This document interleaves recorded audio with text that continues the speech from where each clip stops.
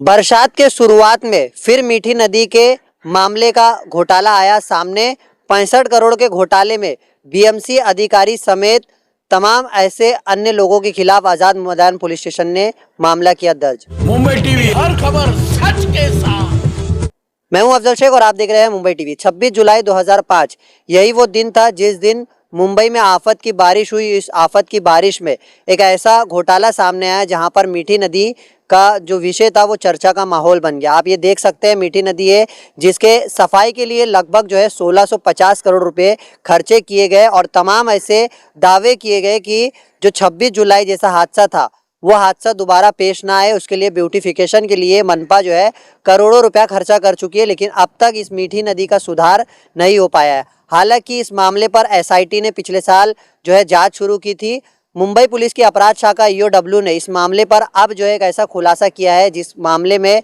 आज़ाद मैदान police station ने पहला मामला संज्ञान में लेते हुए इस मामले पर अब 65 करोड़ का स्कैम सामने ला करके जो है एक पहली एफआईआर दर्ज की है। हालांकि ईओडब्ल्यू और एसआईटी की जांच में ये मालूम पड़ा है कि 65 करोड़ का ये जो घोटाला था, इस घोटाले में 5 ऐसे प्राइवेट कंपनीज के कॉन्ट्रैक्टर और उनके अलावा एक ऐसे जो ठेकेदार होते हैं जिन्होंने इसका ठेका लिया था सफाई का, ऐसे तमाम 13 लोगों पर मुंबई पुलिस ने मामला दर्ज किया। हालांकि इस मामले पर अभी तक 2 लोगों की गिरफ्तारी की बात सामने आई है, लेकिन मीठी नदी का ये जो सफाई का आप जो काम देख रहे हैं, आप देखेंगे अभी भी फिलहाल मानसून की पहली दस्तक और इस दस्तक में भी सफाई का काम जो है पूरा अधूरा है। इस स्कैम में लगभग जो है कौन कौन शामिल है तो बता दें। Prashant Ramgude assistant engineer, Ganesh Bandre deputy engineer, तैश्री जो डेप्यूटी चीफ इंजीनियर है, और इसके अलावा जो कंपनियां हैं acute design,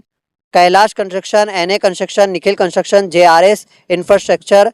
Virgo specialist private limited और विडोर इंडिया एलएलपी, और ऐसे तमाम जो कॉन्ट्रैक्टर है दीपक मोहन, किशोर मेनन, ऐसे तमाम नाम जो है शामिल है। हालांकि ये तमाम लोगों पर पुलिस ने एक्शन तो लिया है, लेकिन सवाल ये है कि ये 65 करोड़ का घोटाला जो सामने आया है, इस मामले पर मुंबई पुलिस ने पहला मामला दर्ज तो किया है, लेकिन इस मामले पर क्या तह तक जाया जाएगा, क्योंकि हर साल मीठी नदी बरसात के समय चर्चा का विषय बनी रहती है। इस मीठी नदी पर जो 1650 करोड़ रुपए का अब तक का घोटाला सामने आया था, हालांकि एसआईटी अलग अलग तरीके से इस मामले की छानबीन कर रही है। जो इस मामले पर एफआईआर दर्ज किए, धोखाधड़ी, जालसाजी का पेपर बनाना, ऐसे तमाम जो मामला दर्ज हुए, इस मामले के तहत 8 जगहों पर मुंबई पुलिस के टीम ने जो है छापेमारी की है एसआईटी और ईओडब्ल्यू के साथ मिलकर के। बता दें अपराध शाखा की जो ईओडब्ल्यू यूनिट है उस पर तमाम तरीके से जो है छानबीन कर रही है। जहां तक आपकी नज़र पड़ेगी ये जो मीठी नदी का हिस्सा है सिर्फ आपको गंदा ही नज़र आएगा। आसपास से जो सटे हुए जितने भी इस मीठी नदी को लग कर के इमारतें हैं या मकानात है वो कभी भी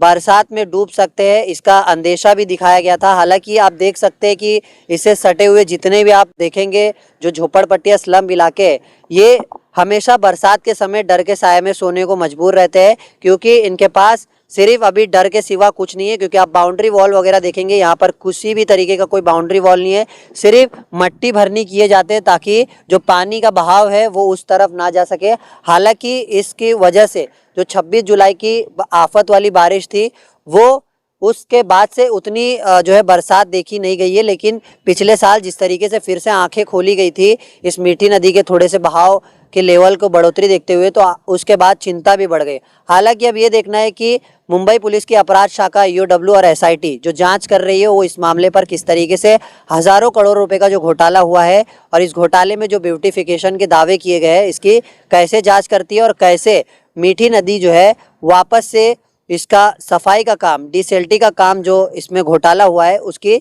जांच अच्छे तरीके से पुलिस कर पाती है। कैमरामैन समीर सईद के साथ अफजल शेख, मुंबई टीवी।